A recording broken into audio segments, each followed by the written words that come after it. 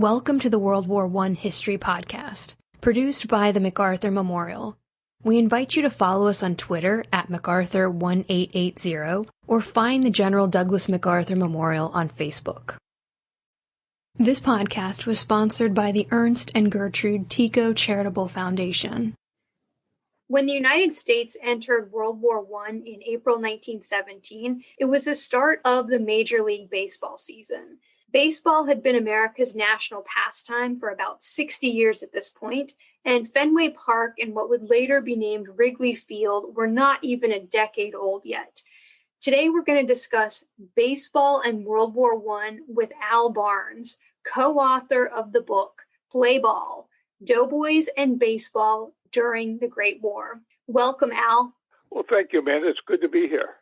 It's always nice to talk with you.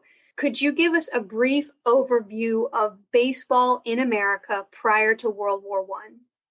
Sure.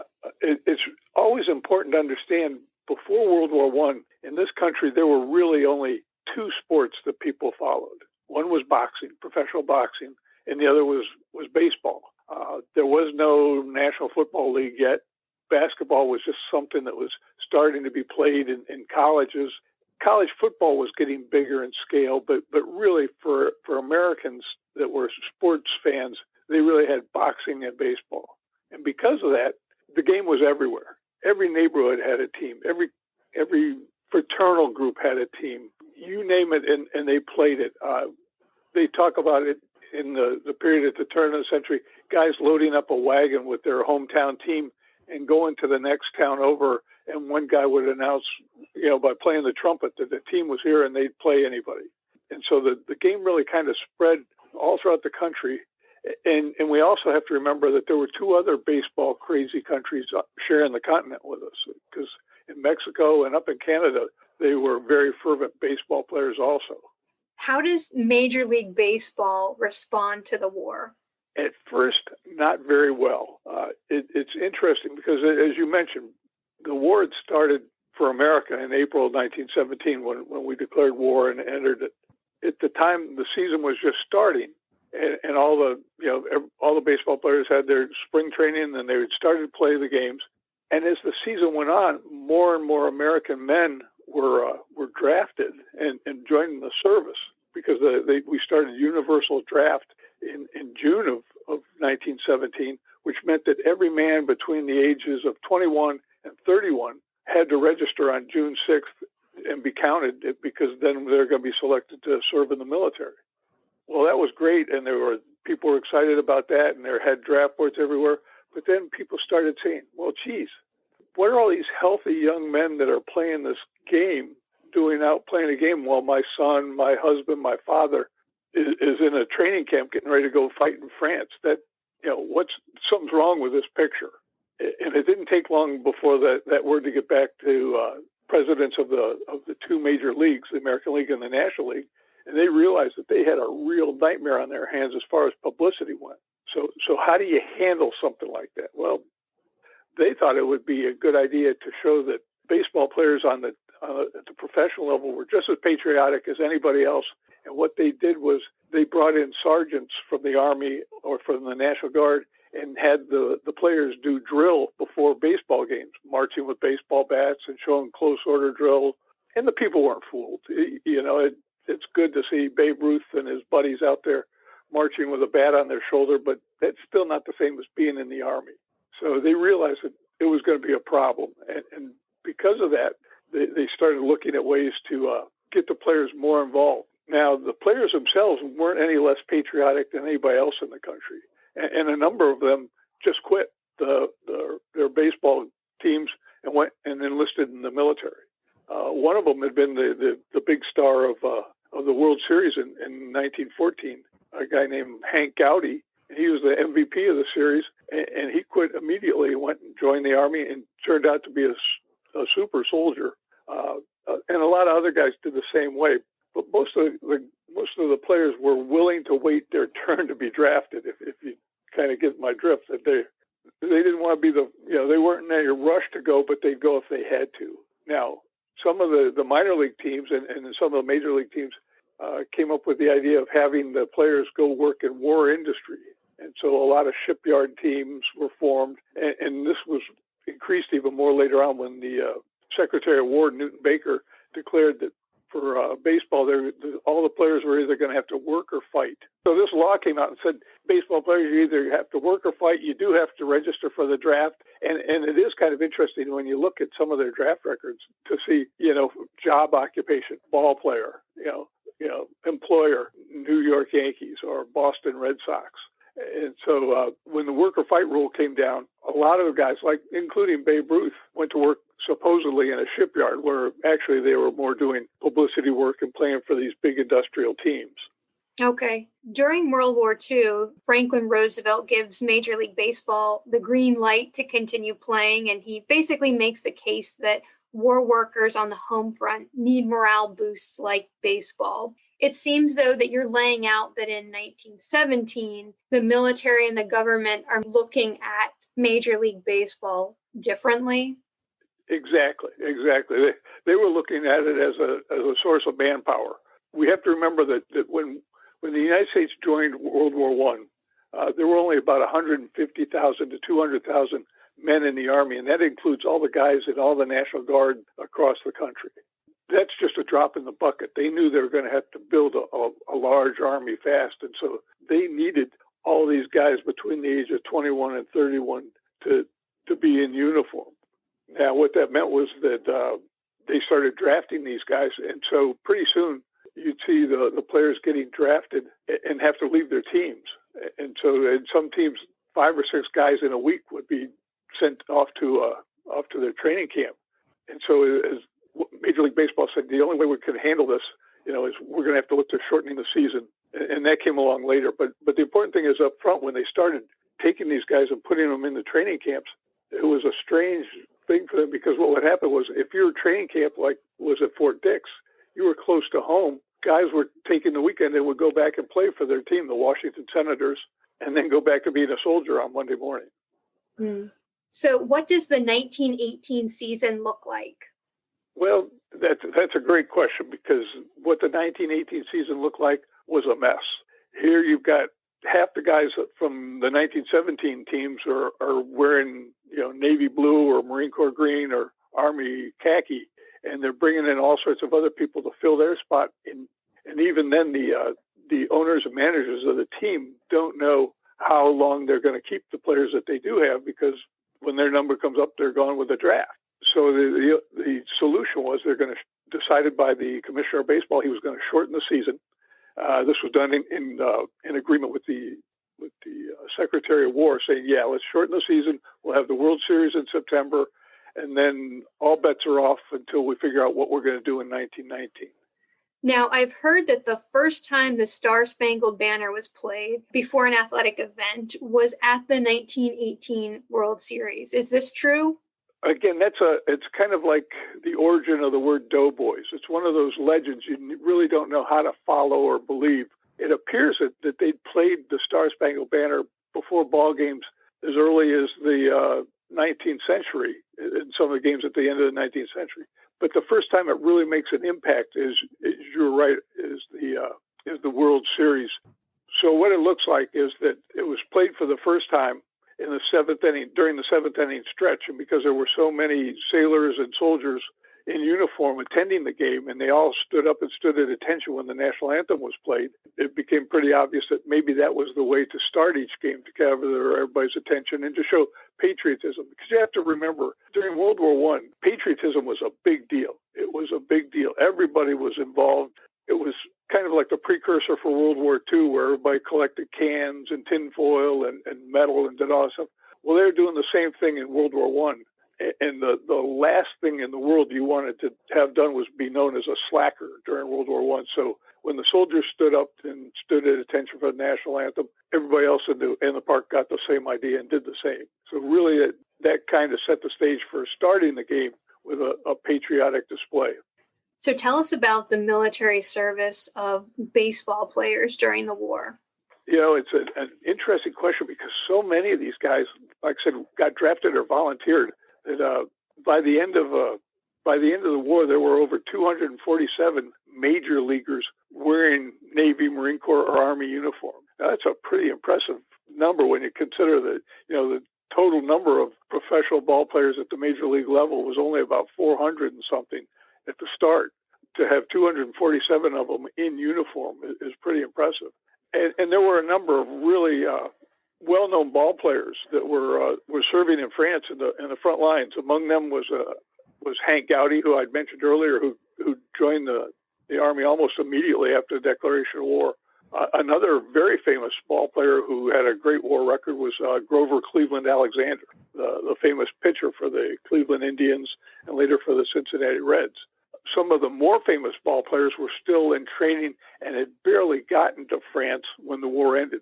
And among them was Christy Mathewson and Ty Cobb, Branch Rickey, the guy who ended up developing the minor league system for baseball, and also the guy who integrated baseball was serving in the same unit as Christy Mathewson and Ty Cobb. They also had in that unit, must have been a heck of a unit.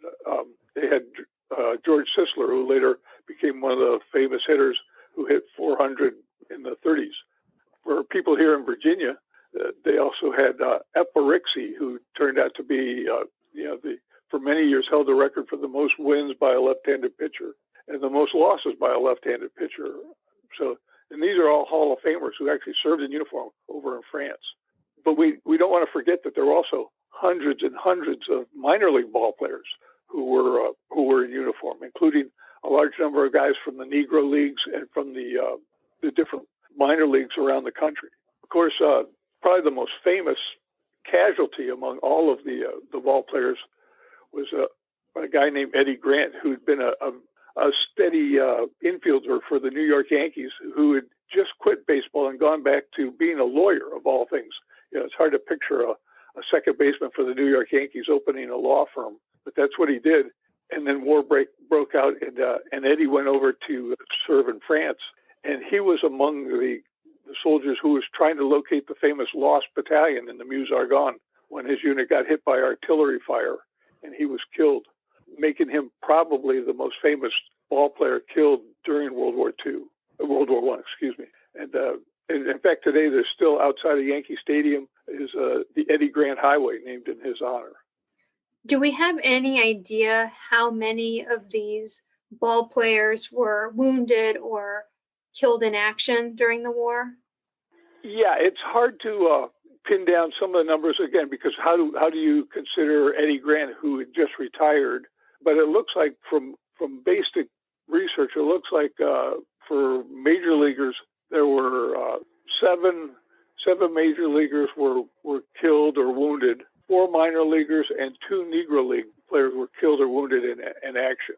Now, this number doesn't count the unfortunate large number who later got hit by the Spanish flu. In fact, which killed more ball players than German artillery did. And I think you already touched on this a little bit, but are there any future baseball stars fighting in the war at this point? Young men who haven't quite hit their peak or been part of Major League Baseball yet? Yes, that's a great question. You're right. There were a large number of guys who later came along and did quite well. And that includes George Sisler, who I mentioned was a great hitter.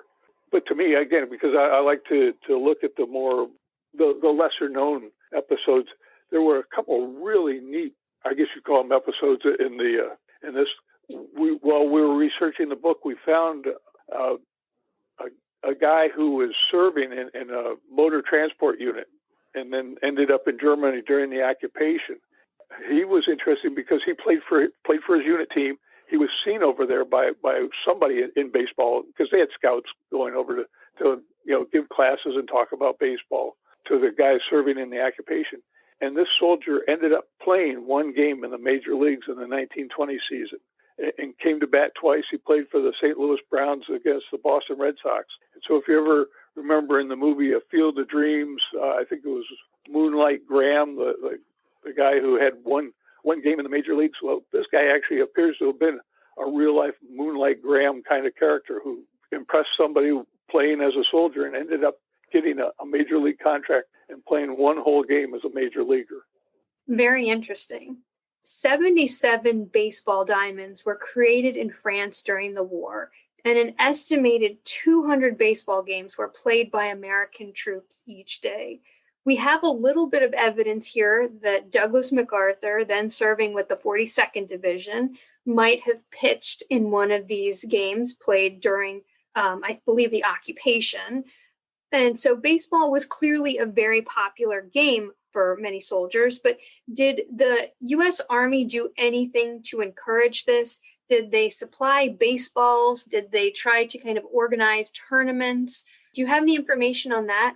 I do. That's a great topic. I wish I knew more about Douglas MacArthur playing baseball, because that would have made a great little chapter in the book, because, I realized he was a pretty athletic kind of guy, and I can almost see him out there pitching for the Rainbow Division team somewhere in the middle of Germany. The Army and the Navy were incredibly supportive of baseball. They thought that, you can't be a soldier 24 hours a day, especially if you're just in training. And so they encouraged every organization to have a team. They arranged with the commissioners of the National League and American League to have bats and balls sent over to France so that the guys could have good stuff to play with. But as usual, most of that stuff never made it up to the front lines where the guys really needed the R&R time. But there is a story of a YMCA captain who actually went into Belleau Wood bringing boxing gloves and baseballs and baseball mitts and giving them out to the Marines while they're taking breaks in between fighting in Belleau Wood. That not only took some guts, it was pretty clever for a guy to do that. And the Army realized that it was important to get these guys that, something to take their mind off the fighting all the time. And so they actually brought over a Hall of Famer who put him in, and he was wearing he was too old to serve in the military. And he went around from unit to unit, just teaching guys baseball skills and lecturing them. And even later, the Army would fly umpires from one spot to another spot so that they could get a game in between the bigger divisional teams. So again, the military is very supportive of athletics for good reason. And this continued all the way through, heck, right up till the present day. One of the things that we found when we were working on the book was that you can almost see, there's a traditional baseball picture of the team standing around with their bats and gloves and all piled in front of them and showing off their gear. We have the same pictures in the National Guard collection of guys in Afghanistan with their bats and gloves and the diamonds that they've cut out of the wilderness so that they can get a game in. The more interesting part of the question about all these fields that were made in France and in Germany and in England, because they even had a game in England where they played in front of the King and Queen of England, came to see an American baseball game. But the bottom line was, when you read the papers from Stars and Stripes from 1919 and then from the occupation in 1920 and 21, they all are convinced that they have brought baseball and civilized Europe with baseball, that they're going to, this is going to be a hotbed of baseball for eternity. And it's almost like as soon as they turned out the lights and went home, the French and Germans turned their baseball fields back into soccer fields and back into the games that they knew better. And so baseball kind of disappeared. And I think the same thing happened in World War II. And when I was a kid growing up in Germany in the 70s, Germans didn't watch baseball. They really didn't. They could never understand it, and they couldn't understand why we liked it so much. I think that's pretty interesting. You mentioned in both world wars, American troops don't pass along that love of baseball to the European allies or to the people they're fighting against in these wars. And at the same time, the Europeans don't send cricket or soccer to the United States. So I guess it just wasn't an item of cultural exchange during those wars. You're absolutely right. I think, but when you think about it, here's the dichotomy. You send the Marines and some Army are down in the Caribbean during the Banana Wars and even before World War I, and brought their baseball gloves and mitts. And now the Caribbean is the hotbed of baseball. Look, people. There are more players from the Dominican Republic and from Cuba and Puerto Rico. All those places just became as baseball crazy as we are. But the Europeans just thought we were nuts and weren't interested at all. Now, there was one anecdote where and this was a very rare case where Americans, when the war ended in 1918, there were a lot of Russian prisoners in Germany in prisoner of war camps. And part of the armistice requirements was to send American soldiers in to run some of these camps because the German army is being disarmed. You can't have them guarding prisoners that were once upon a time our allies. So you got these bands of small groups of 20 and 25 American soldiers and their officers going to these prisoner war camps in Germany. And of course, they bring along their mitts and bats, so they got something to do in their off time. And so they spend time teaching the Russians how to play baseball. And I'll guarantee you today there aren't any baseball fields in Russia. So obviously, it never translated over from once the prisoners got back to their homeland. Baseball wasn't that interesting anymore. Very interesting. To backtrack just a little bit, baseball in America was segregated during this time period of World War I. So obviously was the military. What do we know about African American ball players? What do we know about the Negro Leagues during the war? It appears, just from the research that we did, that they were drafted the exact same way as the white ball players were. And I've always kind of figured that the Army was really kind of segregated the same way baseball was. If you were a Filipino or from India or one of those places, you fell into the white category, and so you served in white units. But if you were an African American or from Africa, when there were a lot of African immigrants in the States that got drafted for World War One, you were segregated, and so there was great diversity, but only to a point. So the bottom line is, a lot of the Negro League ball players got drafted and were serving either in one of the two combat divisions or in the Pioneer Infantry, which was kind of like a combination of combat engineers and Seabees. These guys were supposed to be able to go up front, fight in the front lines, and then build a road. So they were kind of like the specialists in that kind of service. And there were like 16 regiments of African American soldiers serving in the Pioneer Infantry. So there were a lot of opportunities to have baseball teams. The great majority of the African Americans that got drafted ended up in the services of supply, which were the giant logistics part of the Army that kept the beans and bullets and bandages heading to the front. Now, of course, all these units and all these places in France and in Germany had baseball teams.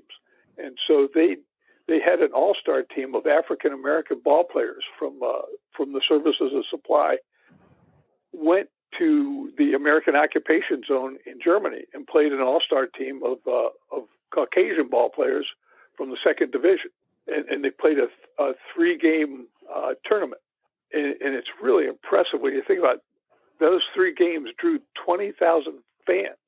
I mean, so every one of those, that's an incredible number of folks when you consider that they were playing on a scratched out baseball field, in the middle of nowhere of Germany. And it was an incredible tournament because the first game, the Negro League All-Stars won, and they were led by a guy named Jimmy Lyons. I was fascinated by studying Lyons because not only was he the hitting star of the first game, Game 2 starts the next day, and he's pitching. So he's pitching for the team, and he's doing a good job. But he finally got tired, and so they brought in a reliever for him, and the second division All-Stars won the second game. So now it goes back to being 1 game to 1 game. So now it's time for the third game to break the tie, and they played right away. So they played 3 games in 2 days, and Lyons again is the hitting star. And it got to the point where anything he did, everybody was applauding him because he was just a phenomenal ball player. Now, the second division Stars beat the Negro League Stars, but it was such a close game that everybody said, this is an incredible thing.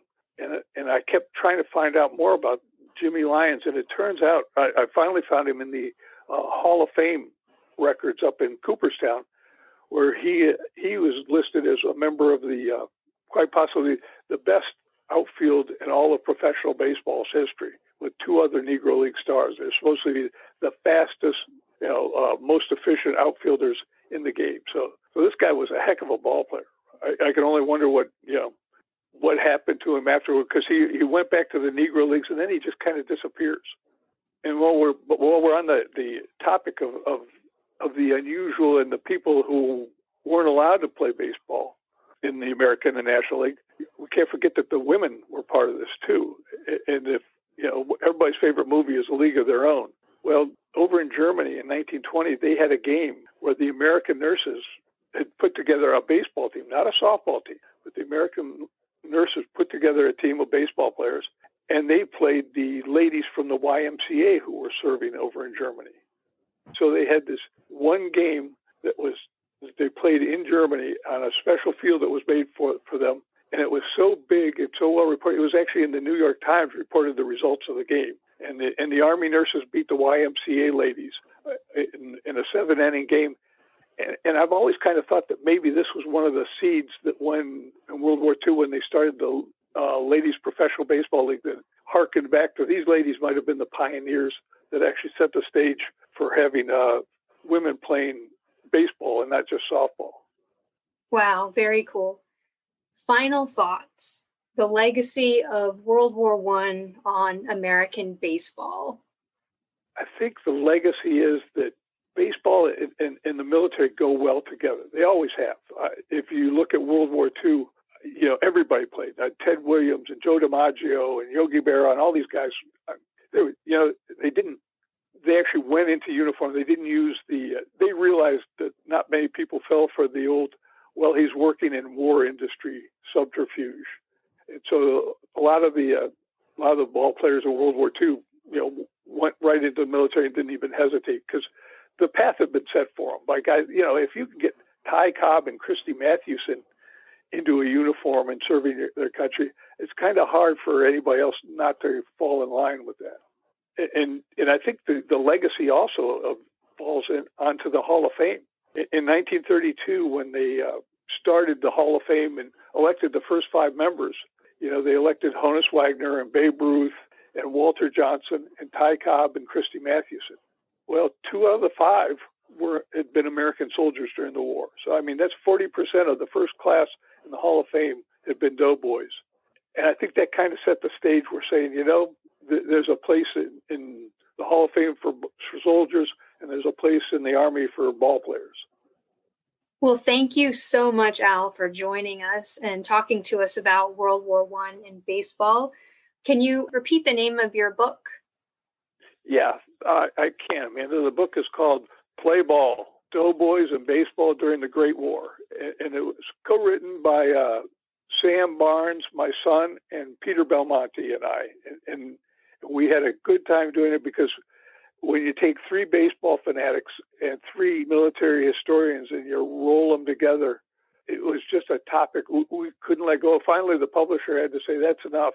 You guys stop finding more stuff. You got to put something on paper, and we got to put this out. But it really was a lot of fun to write. And frankly, I think it's a fun book to read because we tried to stay away from just listing statistics and tried to get more to the human side of these guys. Well, thanks again, Al, and we'll look forward to talking to you again. My pleasure, Amanda. Anytime. Thank you for listening.